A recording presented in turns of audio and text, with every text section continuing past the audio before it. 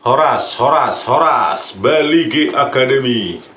Ya, kita akan bahas lagi tentang KM 50 ya. Sangat menarik ya untuk mendesak Menteri HAM ini, Notorius Pigai, dan pemerintahan Prabowo untuk membuka kembali ini karena banyak sekali kejanggalan ya. Terutama ini ya, mantan Dirkrimum Polda Metro Jaya ya, Kombes Tubagus Ade Hidayat ini ya. Harusnya orang ini ya bertanggung jawab ini kenapa terjadi, karena dia memberikan surat tugas ya, surat perintah ya kepada Andi Jusin dan lainnya untuk di lapangan.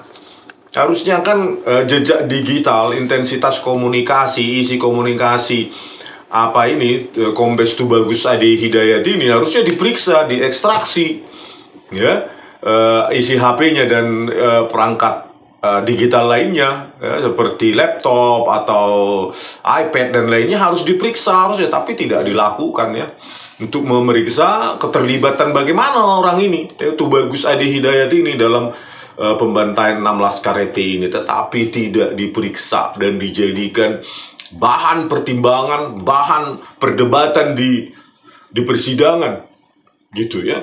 Padahal orang ini kunci karena memberikan surat tugas, surat perintah gitu. Oke, detailnya kita bacakan ya dulu. Oke. Saya ambil dari Detik News, tulisan Kadek Melda Luxiana, Selasa 9 November 2021 dengan tajuk Jaksa cecar Dirkrimum Polda Metro Jaya soal perintah intai Habib Rizik. Dirkrimum Polda Metro Jaya Kombes Tubagus Ade Hidayat dihadirkan jaksa penuntut umum sebagai saksi dalam sidang lanjutan dengan tindak pidana pembunuhan unlawful killing terhadap 4 anggota ex-Laskar FPI. Tubagus dicecar soal perintah pengintaian terhadap Habib Rizik Syihab. Sidang digelar di ruang sidang utama PN Jaksel, Jalan Ampera Raya, Selasa 9 November 2021. Awalnya, salah seorang JPU menanyakan jumlah surat perintah yang diterbitkan oleh Polda Metro Jaya sampai akhirnya menjadi peristiwa KM 50.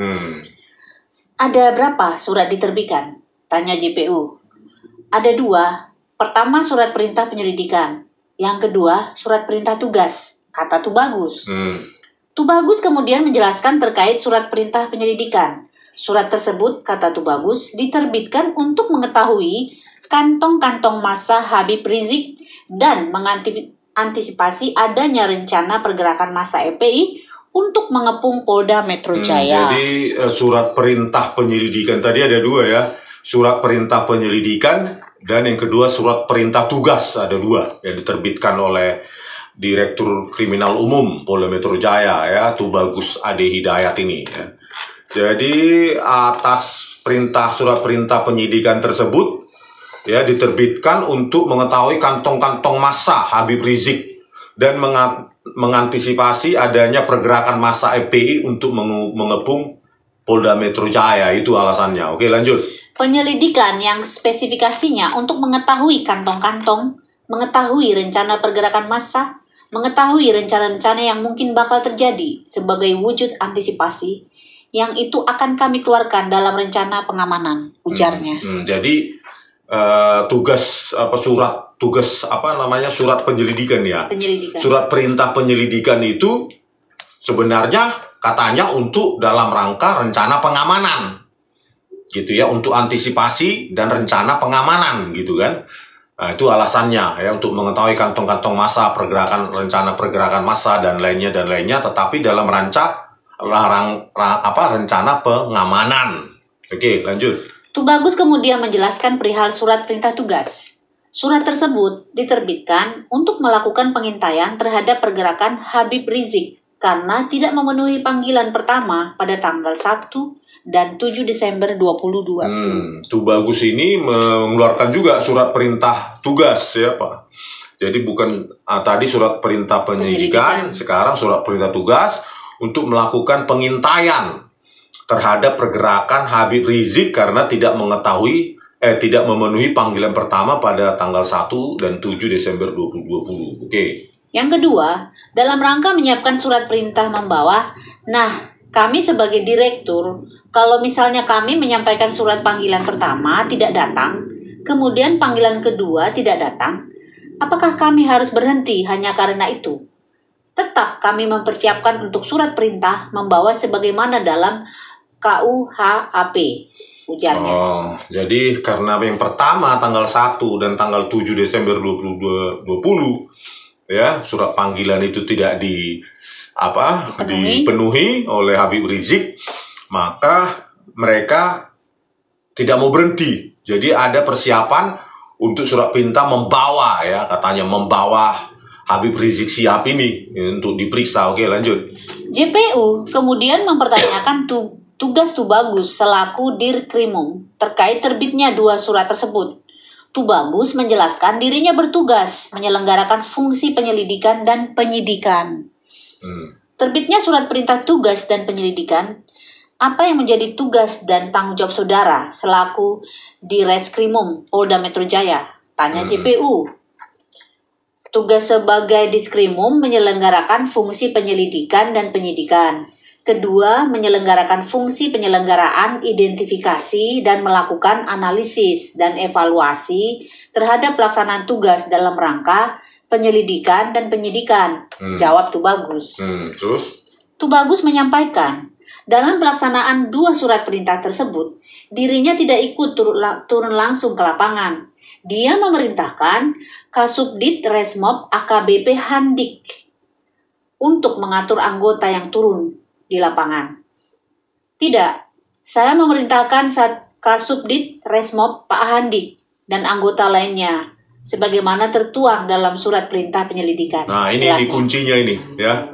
Kuncinya menyatakan setelah menerbitkan 2 surat perintah tadi itu, ya, surat tugas dan surat perintah penyidikan tadi itu, maka dirinya mengaku di persidangan tidak ikut turut langsung ke lapangan.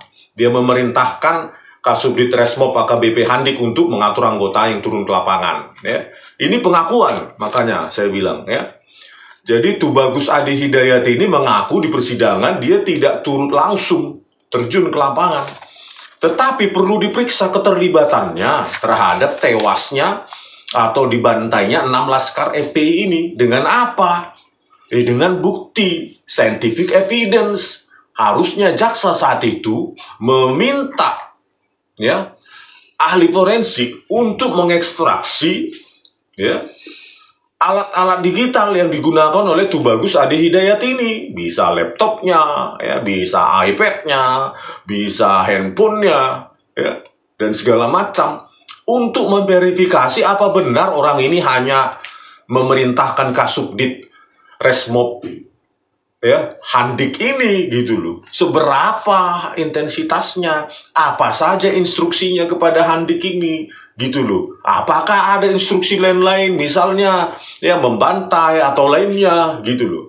Ini kan harus, statement ini kan omong kosong, cuma pengakuan kalau tidak di-backup oleh bukti, gitu loh. Harusnya jaksa mengejar itu, bukan hanya oh iya. Berdrama, inilah sidang sesat, ya. Bagaimana statement-statement itu ya cuma ditelan mentah-mentah, ya. Walaupun dia Direktur Reskrimum Polda Metro Jaya, kejar dong. Ini kan sudah tragedi kemanusiaan, 6 orang nyawa melayang, ya. Ada lagi, ya, menurut penuturan keluarganya itu, ya, ada luka-luka bekas penyiksaan di punggung, di lengan itu sampai terkelupas, belum lagi di kening lebam-lebam, belum lagi juga, ya, dasar katanya pembelaan diri. Itu 4 kali ditembak di dada kiri. Ini kan sudah, jaksa ini kalau menerima ini, ya, harusnya kejar-kejar kalau kamu mencari kebenaran. Tapi ya udah terjadi, ya, berdrama terus jaksa-jaksa ini. Inilah, ya, Kombes Tubagus Adi Hidayat ini sebagai Direktur Reskrimum Polda Metro Jaya coba diterima aja begini. Ya apa, semua orang bisa mengaku menipu, untuk membersihkan dirinya, mengamankan dirinya. Kan harus dicek ini omongan orang ini harusnya. Oke, lanjut. Dari informasi itu, Polda Metro Jaya pun mengantisipasinya dengan memerintahkan 7 anggota kepolisian untuk melakukan pemantauan.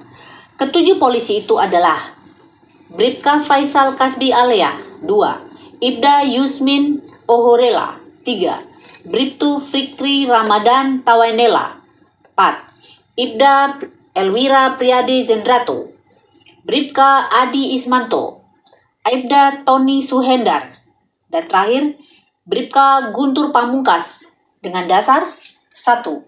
Laporan informasi nomor L sekian-sekian tanggal 5 Desember 2020 perihal rencana pergerakan jutaan massa PA 212 yang akan putihkan, geruduk, dan kepung Polda Metro Jaya pada saat pemeriksaan Muhammad Rizik alias Habib Muhammad Rizik Sihab tanggal 7 Desember 2020. 2. Surat perintah tugas nomor SP sekian-sekian tanggal 5 Desember 2020 perihal melakukan tindakan kepolisian dalam rangka penyelidikan berdasarkan informasi dari hasil patroli cyber tentang adanya rencana pergerakan jutaan massa PA 212 yang akan menggeruduk Polda Metro Jaya dalam menanggapi surat panggilan kedua dari penyidik Polda Metro Jaya kepada Muhammad Rizik alias Habib Muhammad Rizik Sihab. 3. Surat perintah penyelidikan nomor SP sekian-sekian tanggal 5 Desember 2020 perihal melakukan tindakan kepolisian dalam rangka penyelidikan berdasarkan informasi dari hasil patroli cyber tentang adanya rencana pergerakan jutaan massa PA 212 yang akan menggeruduk Polda Metro Jaya dalam menanggapi surat panggilan kedua dari penyidik Polda Metro Jaya kepada Muhammad Rizik alias Habib Muhammad Rizik Sihab. Oke, jadi kan dari 3 surat yang dikeluarkan oleh Tubagus Adi Hidayat ini sebagai Direktur Reskrimum Polda Metro Jaya ini kan tidak ada kaitan langsung dengan tewasnya 6 Laskar EP itu. Nah, pertanyaannya ya, karena dari 3 surat itu tidak ada untuk membunuh ya, atau membantai ya ke 6 Laskar EP itu, tetapi pertanyaannya kenapa itu terjadi? Gitu loh. Kenapa itu bisa terjadi? Kan ini surat-surat ini, ketiga surat ini nggak mengantisipasi pergerakan jutaan massa, terus mengamankan dan lainnya. Ya tidak ada dengan hubungannya dengan tewasnya ke-6 Laskar EP ini. Tetapi terjadi, gitu loh. Oleh karena itu, ya harusnya diperiksa ini, semua struktur dalam kepolisian khususnya mulai dari Kapolda Metro Jaya, Fadil Imran, Direktur Reskrimumnya, Tubagus Adi Hidayat, komunikasi mereka bagaimana, kok bisa terjadi seperti ini? Ini kan cuma surat menyurat ya, tulis menulis ya, tidak mungkin ditulis macam-macam ya, formalitas segala gitu. Ini oleh karena itu bukti harusnya dicari dengan jalur-jalur yang lebih investigatif. Data mereka, data digital mereka harusnya periksa itu HP-nya Fadil Imran sebagai Kapolda Metro Jaya, PC-nya ya, laptopnya, terus iPad kalau ada, semua jejak digitalnya. Begitu juga Direktur Reskrimum Tubagus Adi Hidayat ini, terus Andi Jusen di lapangan dan segala macam, perwira menengah dan lainnya harusnya diperiksa. Ini cuma ke-6 HP dari ke-6 Laskar EP yang tewas saja yang diperiksa, diekstrak chat messages-nya, itu pun diekspor dalam Word yang gampang diedit, katanya pakai Celebrate UVET buatan Israel. Tetapi kalau dalam Word ya bisa diedit segala macam. Inilah HP dari ketiga terdakwa ya, Yusmin Ohorela, Fikri Ramadan Tawainela, itu dan Elwira itu dijadikan bukti di persidangan, tapi nggak diapa-apain. Ya, nggak ada ekstraksi apapun di sana. Ya, koloknya, kontaknya, messagesnya, email, exit metadata dan lainnya itu tidak ada. Bayangkan itu. Ya. Yang ketiga ini saja tidak ada terdakwa ini, apalagi Handik Jusen, apalagi Tubagus Adi Hidayat, apalagi Fadil Imran, nggak diperiksa. Di sidang abal-abal. Akhirnya yang ada adalah pengakuan dari terdakwa yang masih hidup ini, Fikri Ramadan dan siapa itu, si Yusmin Ohorela. Ya cuma itu. dan pengakuan-pengakuan Tubagus Ade Hidayat di persidangan dan Andi Justin dan lainnya cuma pengakuan, selesai masalah, case close. Makanya ini perlu dibuka lagi Pak Prabowo, ya, karena sidang yang lalu itu penyesatan, itu sidang berdasarkan pengakuan itu, Pak, itu pasti nggak benar itu, apalagi ya masyarakat di rest area KM 50 ya diperintah oleh polisi untuk dibongkar, dihapus video CCTV-nya dan HP-nya. Belum lagi pengakuan dari Yoga Trianggoro, katanya CCTV online tetapi tidak bisa mengantarkan ke server. Coba pengakuan Yoga Trianggoro, Direktur Operasi Toll Road ya, Jasa Marga. Semua kesaksian. Nggak ada satupun saya baca di keputusan PN Jaksel itu yang dikonfirmasi statement itu dengan ya, kesaksian mereka dikonfirmasi dengan scientific evidence. Ya, hanya berdasarkan kesaksian. Disitulah penyesatannya Pak Prabowo ya. Oke, itu aja dulu. Ada berita lain? Ada terakhir. Dirkrimum Polda cerita soal ex-laskar EPI cekik polisi sebelum ditembak mati. Saya ambil dari Detik News, ditulis oleh Kadek Melda Luxiana, Selasa 9 November 2021. Dirkrimum Polda Metro Jaya Kombes Tubagus Ade Hidayat menyampaikan ex-laskar EPI sempat mencekik salah seorang anggota sebelum akhirnya ditembak mati di dalam mobil. Selain mencekik, Laskar EPI dilaporkan menyerang dan hendak merebut senjata anggota. Hal itu disampaikan Tubagus saat menjadi saksi dari JPU dalam sidang lanjutan dugaan tindak pidana pembunuhan unlawful killing terhadap 4 anggota ex-Laskar EPI di Pengadilan Negeri Jakarta Selatan, Selasa 9 November 2021. Awalnya JPU menanyakan, siapa saja anggota yang ikut membawa 4 Laskar EPI? Siapa yang membawa 4 orang laskar ke Polda Metro Jaya? Tanya JPU. Elwira, para terdakwa ini 2, jadi ada 3. Jawab Tubagus. Mereka melaporkan seperti apa? Apa yang terjadi di dalam mobil? Tanya JPU. Hasil laporan daripada anggota pada saat di dalam mobil itu dipertanyakan kepada mereka. Saat mobil berjalan tidak terlalu lama dari lokasi rest area KM 50, mereka diserang oleh keempat laskar tersebut. Diserang dan juga untuk merebut senjata. Ini hasil laporan, kata Tubagus. Ini hasil laporan berdasarkan kesaksian yang hidup. Nggak ada backup di evidence, scientific evidence sama sekali, dan ditelan bulat-bulat oleh Tubagus Ade Hidayat ini ya. Hasil laporan kesaksian. Hanya kesaksian. Oke, lanjut. Kemudian, secara spontan, mereka mengambil langkah untuk mengamankan daripada senjata tersebut. Kemudian mereka melakukan tembakan ke arah anggota laskar dan akibatnya meninggal dunia. Itu yang dilaporkan anggota. Lanjut Tubagus. JPU kemudian menanyakan proses penyerangan yang dilakukan Laskar EPI terhadap anggota Polri saat berada di dalam mobil. Tubagus kemudian menjawab berdasarkan hasil laporan yang diterimanya. Laskar mencekik anggota dan berupaya merebut senjata salah seorang anggota. Penyerangan yang dilakukan Laskar seperti apa? Tanya JPU. Hasil laporan, anggota dicekik, kemudian berupaya diambil senjata yang dimiliki. Ucap Tubagus. Yang mau diambil senjatanya siapa? Tanya JPU lagi. Saudara Fikri, sebut Tubagus. Nah itulah ya, jadi nanti kita bahas posisi-posisi dari ketiga terdakwa polisi ini dan keempat Laskar EPI yang dibawa dari rest area kembali ke Polda Metro Jaya, rest area KM 50 di dalam sebuah mobil Xenia Daihatsu Xenia ya.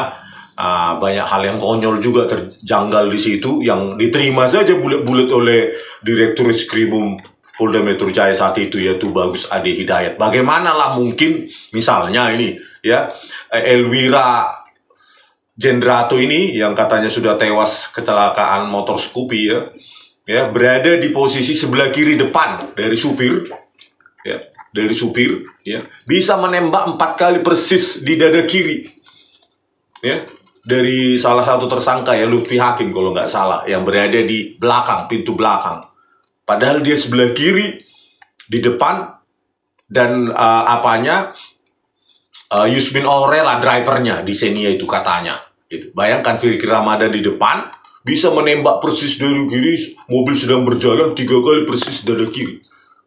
Itulah, dan itu ditelan mentah-mentah oleh Tubagus Ade Hidayat dan para jaksa dan para hakim. Betapa sesatnya itu, ya, peradilan main-main itu. Oke, sekian dulu, nanti kita bahas hal-hal lainnya, ya, untuk mendesak Presiden Prabowo untuk membuka ini, ya, menyidangkan lagi dalam sidang peradilan HAM berat, agar tidak terulang lagi, terjadi lagi kejadian serupa di Republik yang kita cintai bersama ini. Horas.